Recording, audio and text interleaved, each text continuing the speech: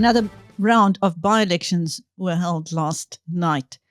We get the latest from elections analyst Wayne Sussman. Welcome, Wayne. Thank you. Good morning, Chris, and it's great to speak to you. Thank you. Let us go to last night. Please dissect those results for us.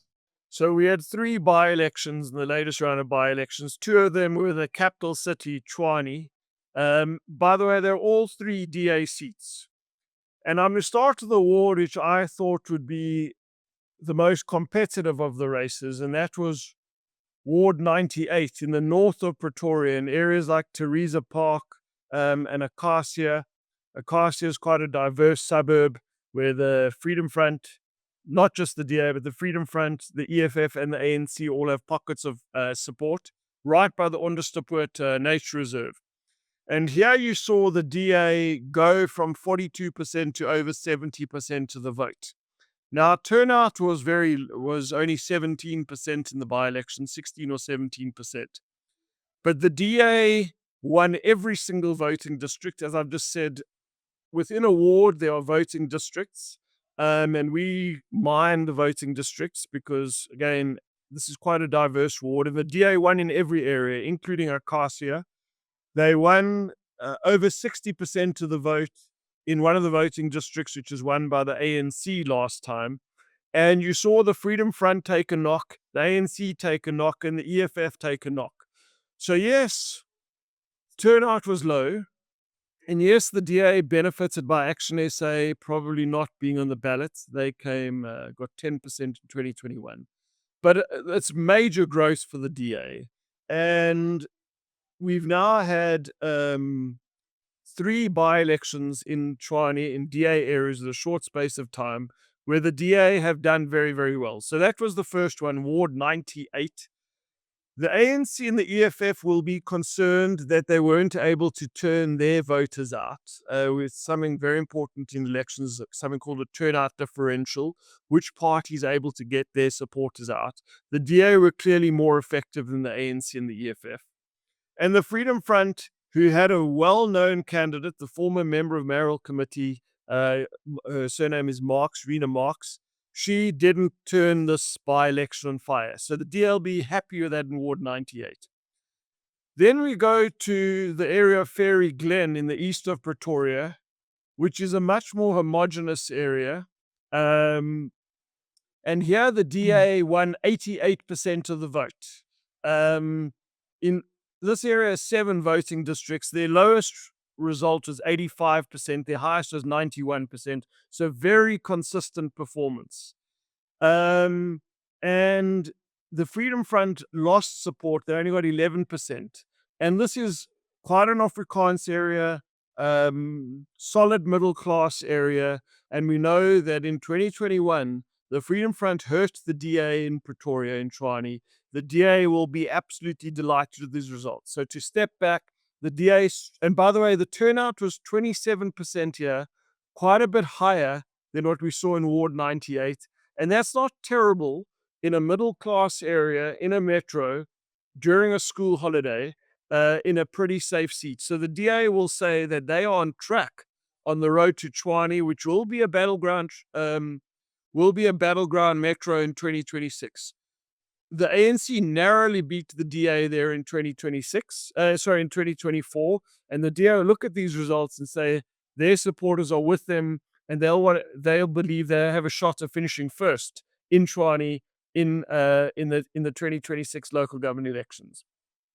We then go to Sassolburg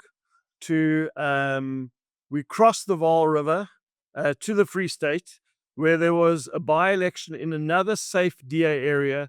The area of this is, and I don't have a map of it, but it's a massive ward running across the Vaal River. I don't know, the ward, to be honest, doesn't really make sense. It includes a chunk of Sassolburg, then Vaal Park, which is an area, an outlying suburb next to Sassolburg, and then a small area called Barrage. Here, the DA lost ground, and the Freedom Front more than doubled their support. So what did the Freedom Front do right here? And this is a lesson for all political parties, and what compared to Tshwane.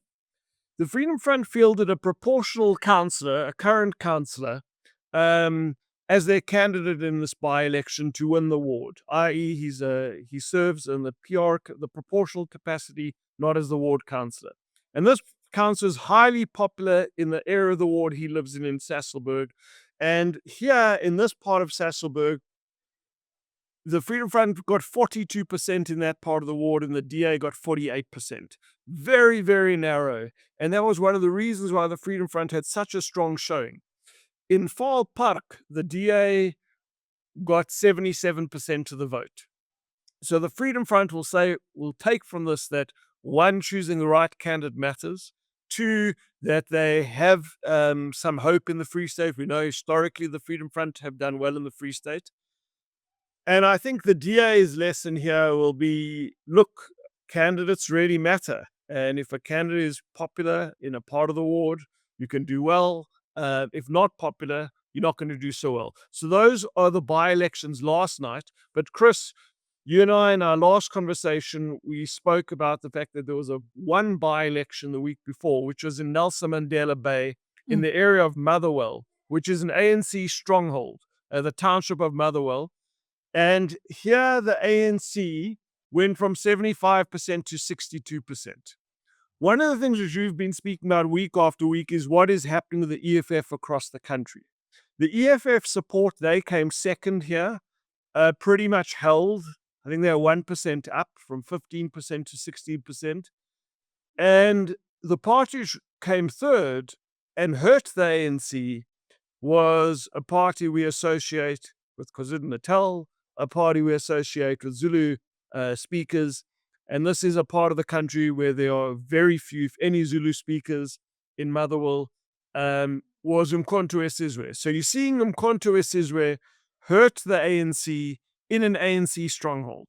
Now, if this trend, and we've got another by-election coming up in Motherwell in a few weeks' time, if this trend holds, where you see the ANC being hurt by uMkhonto weSizwe and the EFF holding on to their support, I think it's very likely that the ANC will not be the most popular party in Nelson Mandela Bay come 2026. So this is a significant result. Yes, the ANC held the ward, but you see uMkhonto weSizwe make inroads in ANC heartland, in Xhosa-speaking heartland. Let us please go back to Tshwane, Wayne, where an African National Congress councillor was assassinated, the one for Ward 10 in Mamelodi. This is tragic. We see this, and I always, in the articles I write or when I speak about it, like mentioning, I think it's important to mention why we have a by-election. And sometimes we have by-elections because of ward councillors dying because they're ill or sick or had a heart attack. But it is absolutely, especially tragic when councillors are murdered. We know a few weeks ago in the Mdeni area of Soweto in Johannesburg, a ward councillor was murdered, assassinated, and here in Tshwane in Mamelodi East, by the way, which would be a safe ANC area, there was a hit on the ward councillor. So we need to see more details. Was there a hit because this person was blocking someone from a tender? Was this a hit because this councillor knew something? Was this a hit because there were internal dynamics, factional dynamics within the ANC on the road to 2026? And we know that KwaZulu-Natal has a history of political violence. We now know of 3 wards, because there was also a by-election recently, also in Soweto, where the ward council was murdered. This is becoming too common a feature of Gauteng politics, and I hope that it doesn't continue as people vie for positions on the road to 2026, 2027. Because just to take one step back, yes, and we've got 2 weeks of very competitive by-elections coming up next week and the week after that. Yes, but those are not the norm. In many parts of the country, it's whoever wins the DA nomination contest will win that ward. Whoever wins the PA nomination contest in the branch will win that ward. Whoever wins the ANC branch nomination contest in rural Eastern Cape or Limpopo or Mamelodi will often win that ward.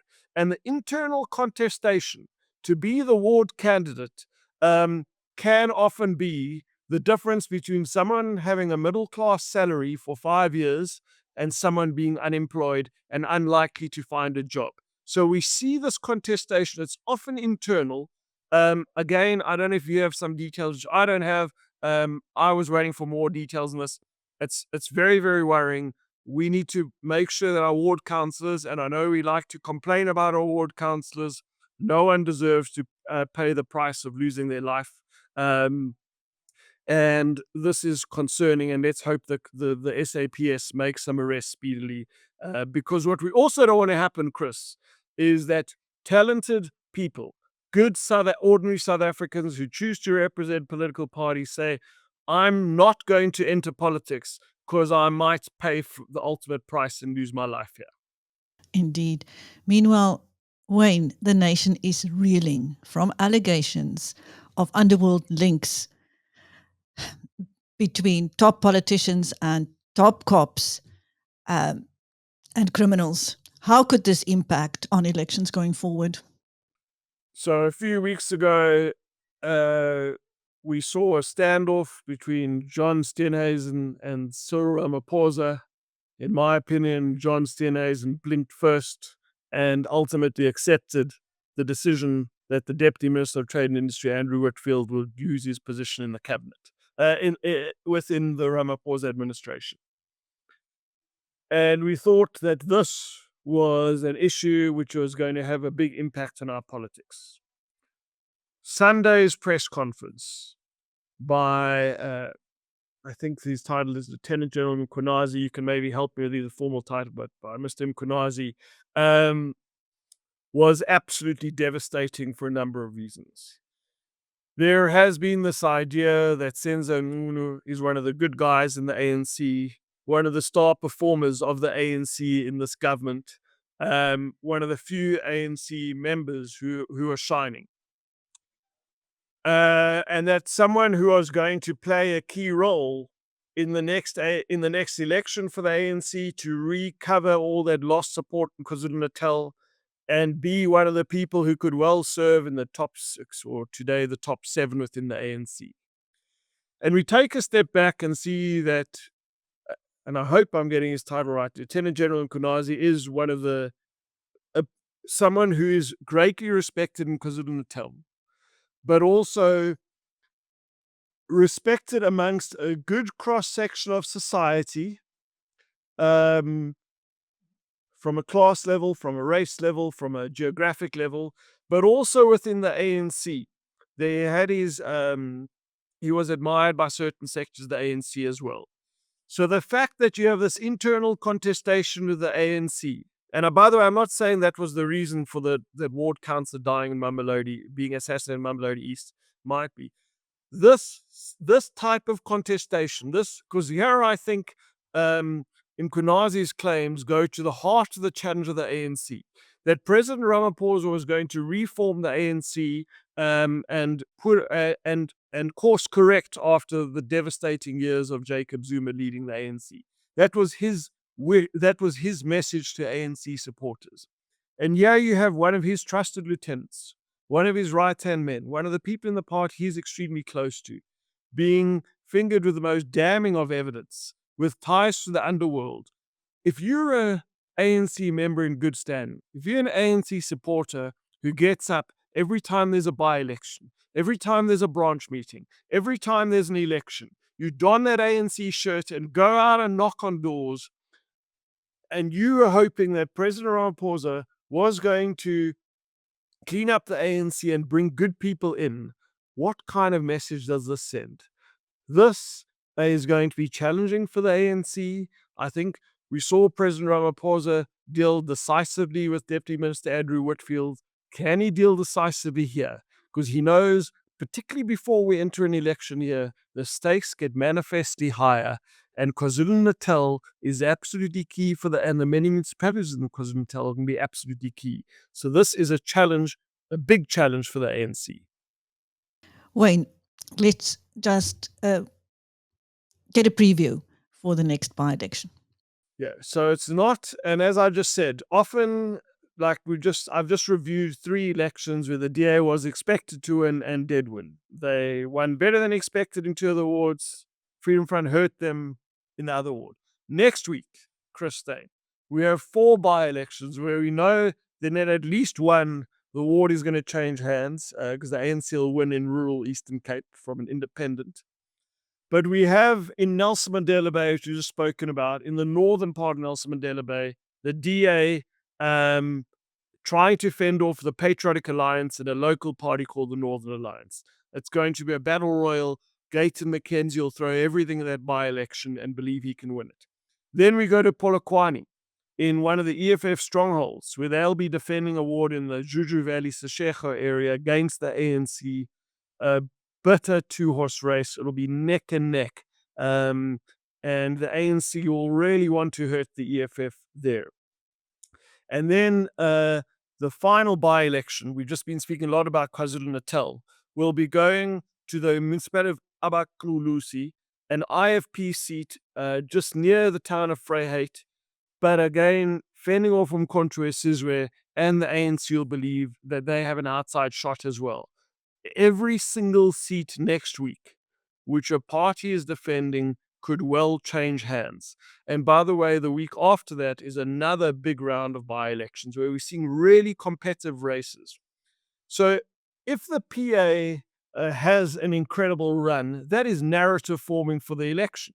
If the ANC does brilliantly in Mkhwanazi in 2 weeks' time and shuts the EFF out in Polokwane, that is narrative forming. So we have 2 weeks of by-elections coming up, which can be really narrative forming on the road to the 2026 local government elections. Lastly, the Karoo Hoogland now has a Patriotic Alliance mayor. Yes, so this, by the way, is not the best place of time. If you like warm weather, it's not the most ideal place to be in the middle of July. But it has a Patriotic Alliance mayor. We live in interesting times, who is supported by the Democratic Alliance. We know that in the overwhelming number of councils across the country, the Patriotic Alliance prefers to work with the ANC over the DA. Fraserburg, Sutherland, Williston, these are the towns that make Karoo Hoogland. You see it an accommodation of the DA and the PA. How long will that last? Remains to be seen. But right now there's a PA mayor, there used to be an ANC mayor, and I think it's a DA speaker. So this is an interesting time. Indeed. Thank you. That was elections analyst Wayne Sussman speaking to BizNews. And I am Christine. Thank you, Wayne.